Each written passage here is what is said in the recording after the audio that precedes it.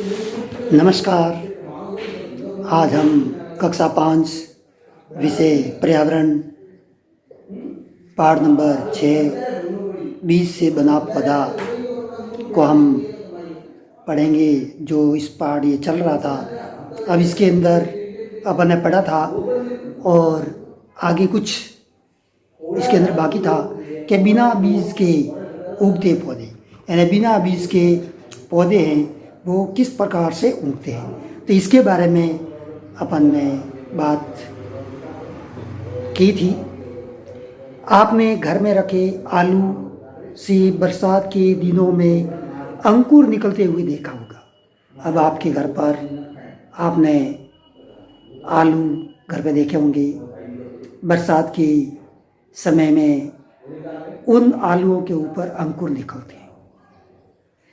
यदि इस आलू को आप गमले में रखी मिट्टी में दबा दें तो आलू का पौधा बन जाएगा। इसी प्रकार से पतरचट्टा की पत्ती को भी मिट्टी में दबाने पर एक नया पौधा बन जाता है।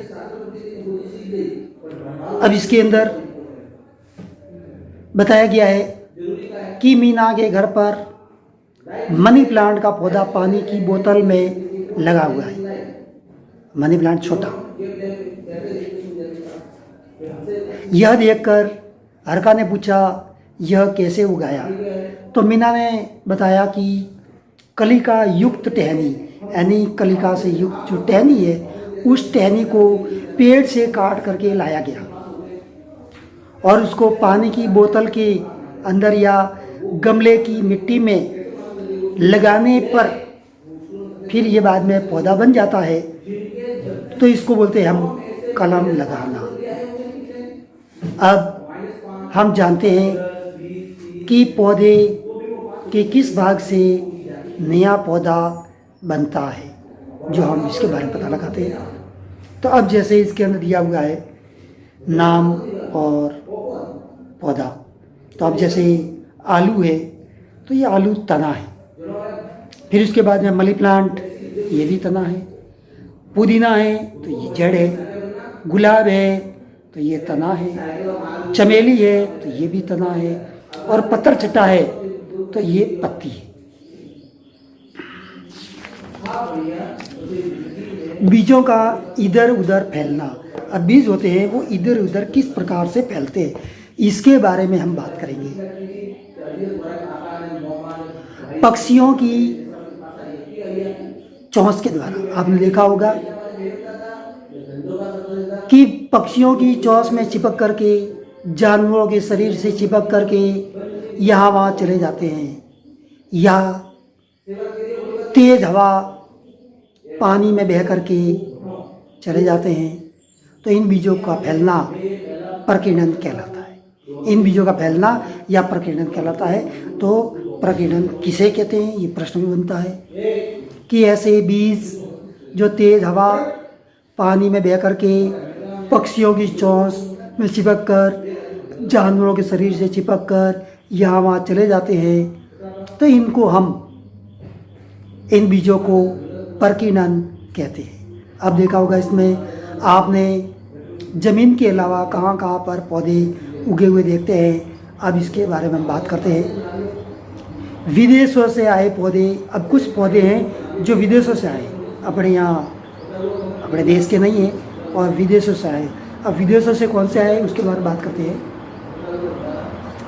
व्यापार के लिए अनेक व्यक्ति अपने देश से दूसरे देश की यात्रा करते हैं। व्यापार करने के लिए अपने देश से दूसरे देश की यात्रा करते हैं और वहाँ पर जाते हैं। यात्रा के दौरान अनेक पौधे व जानवरों को एक स्थान से दूसरे स्थान पर चले जाते हैं और यही पौधे हमारे देश के अंदर विदेशों से आए हैं। लोगों के एक स्थान से दूसरे स्थान पर बसने से ये भी एक स्थान से दूसरे स्थान पर पहुंच जाते हैं। अब इसके अंदर सबसे पहले लगता है कि चाय का पौधा है, ये चीन से आया है। फिर कॉफ़ी, ये अफ्रीका से आया है। भिंडी, ये भी अफ्रीका से आया है। गोभी, ये यूरोप से आया है। और मटर, ये यूरोप से आया है।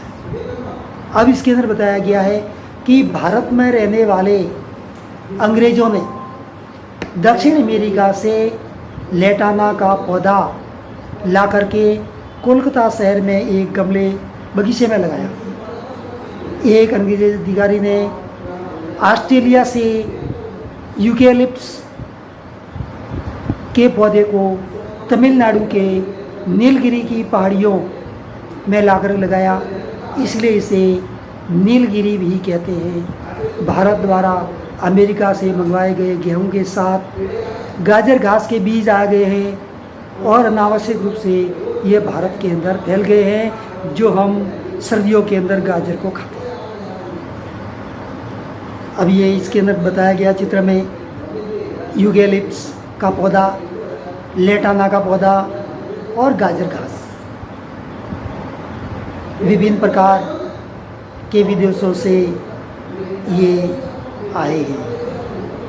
अब हम पता लगाते हैं कि अपने आसपास में इनमें से कौन कौन से विदेशों से पौधे हैं। अब इसके बारे में आपको पता लगा।